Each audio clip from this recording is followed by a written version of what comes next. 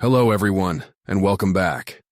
In this podcast episode, we're taking a journey through the corridors of power, exploring a topic that affects us all but remains shrouded in mystery: the collusion among central bankers and how they've rigged the world economy.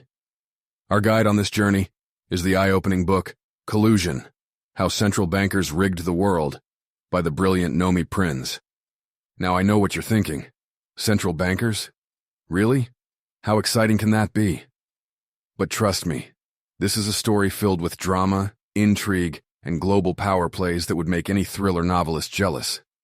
So, buckle up as we uncover the secrets behind the scenes and explore how these unelected officials have reshaped the global economy in ways that benefit the few at the expense of the many. Let's start by meeting the key players in this high-stakes game. Picture a global stage with central bankers from around the world, each wielding immense power over their nation's economies and, by extension, the global financial system. Ben Bernanke and Janet Yellen at the helm of the Federal Reserve, orchestrating the largest monetary stimulus program in history. Mario Draghi at the European Central Bank, navigating the treacherous waters of the Eurozone crisis with his own brand of conjured money. Haruhiko Kuroda at the Bank of Japan, implementing the most aggressive quantitative easing program the world has ever seen. Christine Lagarde at the IMF, balancing the needs of developed and developing nations while navigating the geopolitical landscape. And leaders like Angela Merkel, Shinzo Abe, and Xi Jinping, each with their own agendas and influence over monetary policy. These are just a few of the characters in this global drama, each playing a crucial role in the collusion that has reshaped our world. The story begins in the aftermath of the 2008 financial crisis, a crisis that exposed the flaws in the global financial system and the reckless behavior of big banks. In response, central bankers around the world embarked on an unprecedented experiment in monetary policy, quantitative easing, or QE. But here's the twist. This wasn't just a series of independent actions. It was a coordinated effort, a collusion among central bankers to flood the global financial system with cheap money. The goal? To stabilize the system and prevent a total collapse. But as Nomi Prins reveals, this collusion came with a hefty price tag. While the banks were bailed out and markets were propped up, the real economy struggled to recover. Wages stagnated, inequality soared, and the seeds of future crises were sown. The effects of this collusion were felt far and wide. In Mexico, for example, the central bank was caught between the demands of the Fed and the needs of its own economy.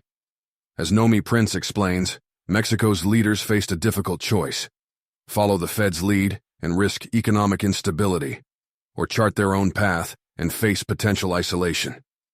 In Brazil, the story was even more complex. The country became a battleground in the global struggle for supremacy between the United States and China. As the Fed's policies sent shockwaves through the global economy, Brazil's leaders grappled with the challenges of attracting foreign capital while maintaining economic stability.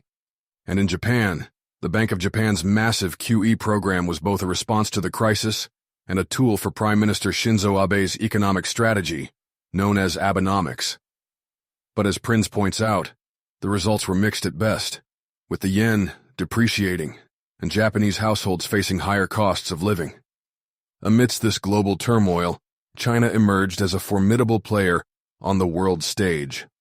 Under the leadership of Xi Jinping and with the guidance of Central Bank Governor Zhou Xiaochuan, China embarked on a path of economic expansion and geopolitical influence. Prins highlights how China used the financial crisis to its advantage, forging new alliances and challenging the dominance of the US dollar. The inclusion of the yuan in the IMF's special drawing rights basket was a major milestone, signaling a shift in the global monetary system. So, where does this leave us? As Nomi Prins warns, the collusion among central bankers has created a fragile financial system, one that relies on constant infusions of cheap money to survive. But this artificial stimulus comes with risks: asset bubbles, market distortions, and the potential for a catastrophic collapse. The question is, what happens next? Will central bankers continue down this path, or will they find a way to unwind their policies without triggering another crisis? And what role will emerging economies, like China, play in shaping the future of the global monetary system? In conclusion, Collusion, How Central Bankers Rigged the World, is a must-read for anyone who wants to understand the hidden forces that shape our world. It's a story of power, greed, and the struggle for control over the global economy. And as we face the challenges of the future, it's a story that will continue to unfold. Thank you for joining me on this journey. If you enjoyed this episode, be sure to subscribe and leave a review. And don't forget to check out Nomi Prins' book for a deeper dive into this fascinating and important topic.